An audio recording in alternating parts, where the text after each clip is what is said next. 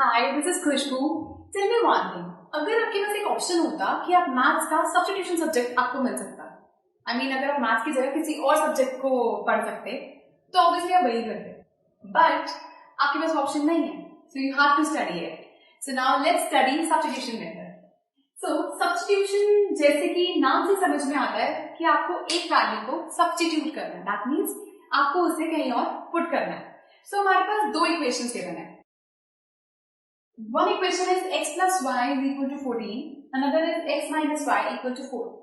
इसमें आपको कोई भी एक वेरिएबल का वैल्यू निकालना है किसी भी एक इक्वेशन से। This is equation number 1, this is equation number 2।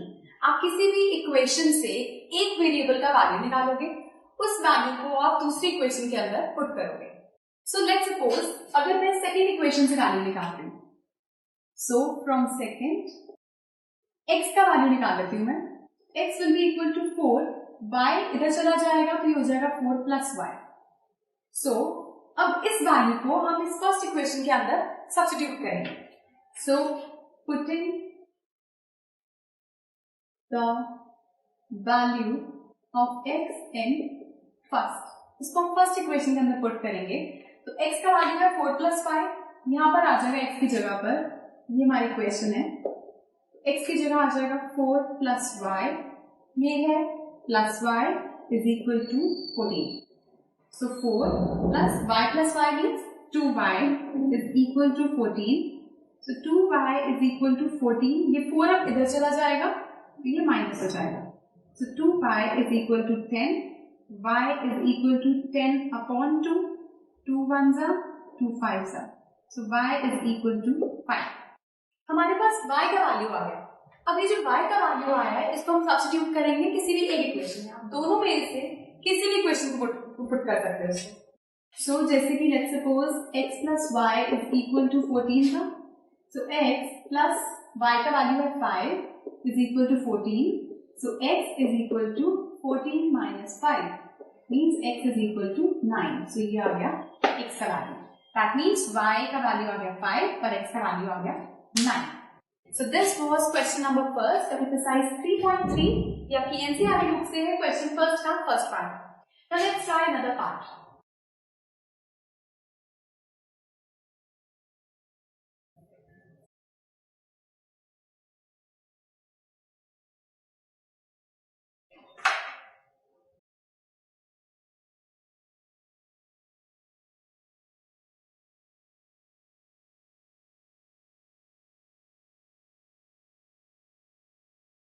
So हमारे पास ये क्वेश्चन है, इसको हम मान लेते हैं इक्वेशन 1, दिस इज इक्वेशन 2। अब इनमें से किसी भी एक इक्वेशन से किसी भी एक वेरिएबल का वैल्यू निकाल के उसको आपको दूसरे के अंदर पुट करना है। तो लेट्स सपोज अगर हम इक्वेशन फर्स्ट से निकालते हैं, तो फ्रॉम फर्स्ट से निकाल रहे हैं x का value is equal to 3 plus t, ये हमारे पास s का वैल्यू है 3 प्लस t। अब इस वैल्यू को हम इसके अंदर पुट करेंगे। सो यहाँ पर x की जगह पर आ जाएगा 3 प्लस t अपॉन यहाँ पर है 3, तो 3 plus t by 2 is equal to 6। अब यहाँ पर हम क्या करेंगे, इसका लेंगे एलसीएम, वो आएगा 6। तो 6 को आपने 3 से डिवाइड किया मीन्स 2 को आपने इससे मल्टीप्लाई किया, 3 प्लस t प्लस 6 को 2 से डिवाइड करेंगे, will get 3 into t is 3t equal to 6। अब ये 6 यहाँ जाएगा, इससे हो जाएगा क्रॉस मल्टीप्लाई, तो ये बनेगा और इसको इक्वेशन को हम सॉल्व करेंगे तो 2 3 जा 6 plus 2 into t is 2t plus 3t is equal to 36। ये मल्टीप्लाई हो गया, इसको हमने सॉल्व कर दिया। सो 6 plus 2t plus 3t is 5t is equal to 36. So 5t is equal to 36 minus 6. So 5t is equal to 30. So t is equal to 30 upon 5. So 5 ones are 5 6 are. So t का value हमारे पास आ गया 6। इस t के value को आप किसी भी question के अंदर पुट करके आप s का वैल्यू फाइंड कर सकते हैं। तो जनरली आप प्रेफर करो कि आप सिंपल इक्वेशंस को उठाओ। सो अगर t का वैल्यू 6 है, इसको हम यहाँ सब्स्टिट्यूट कर लेते हैं। सो s minus t equal to 3. So s minus 6 is equal to 3.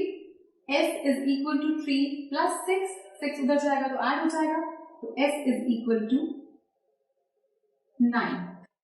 So t और s के दोनों के वैल्यूज आ गए.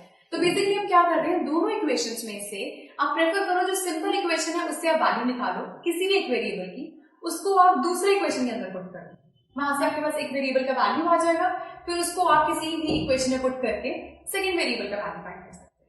बट आप प्रेफर करो कि सिंपल इक्वेशंस का यूज करके इसको सॉल्व करो. जैसे कि मैंने इस इक्वेशन से पहले वैल्यू निकाला, अगर आप इससे निकालते हैं थोड़ा सा कॉम्प्लिकेट हो जाता है, राइट? बट दोनों मेरी मेथड से किसी से भी गलत नहीं है answer. So this was question number second part of exercise 3.3. ये आपकी NCERT बुक से ही था.